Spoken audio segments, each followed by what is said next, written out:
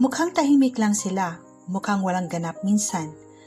Pero ang hindi alam ng karamihan, may mga bagay na gustong-gusto ng introverts na para sa iba, boring. Pero para sa kanila, nakaka-recharge, nakakakalma, nakakabuhay. At hindi ito dahil ayaw nila sa tao, kundi dahil may hangganan ang social energy nila. So kung ikaw yung type na napapagod sa tao kahit walang ginagawa masyado, baka maintindihan mo to. Ito ang 10 bagay na gustong-gusto ng introverts pero hindi naiintindihan ng iba. Una, alone time na walang guilt. Para sa introverts, ang me time hindi luxury, kailangan to. Hindi ibig sabihin na malungkot sila. Ibig sabihin lang, nag-charge sila ng social battery. Pero sa iba, ang pagiging mag-isa, boring daw o malungkot.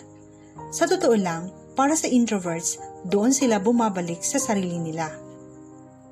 Pangalawa, canceled plans. Yung iba, naiinis kapag na-cancel ang lakad. Pero introverts, secretly, relief. Hindi dahil ayaw nila sa friends, pero dahil may part sa kanila na humihinga ng maluwag. Less social pressure, less exhaustion. Pangatlo, quiet weekends. Habang yung iba, weekend equals gala, sa introverts, weekend equals pahinga. Walang ingay, walang expectations.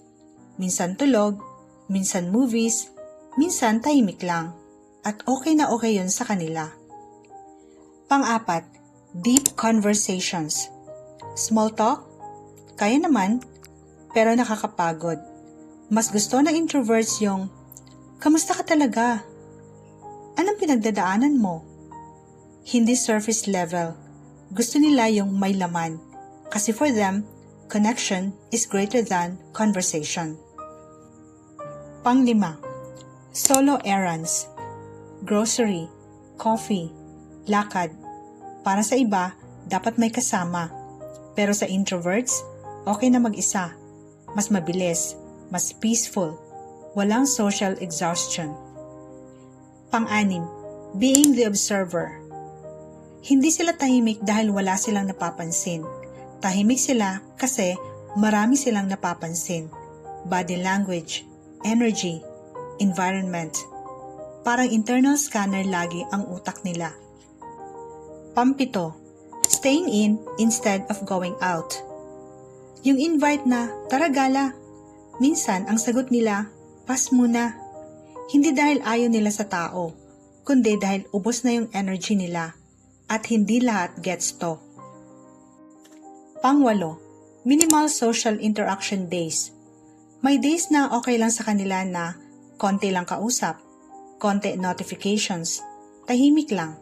Hindi ito pagiging antisocial. Ito ay recovery mode.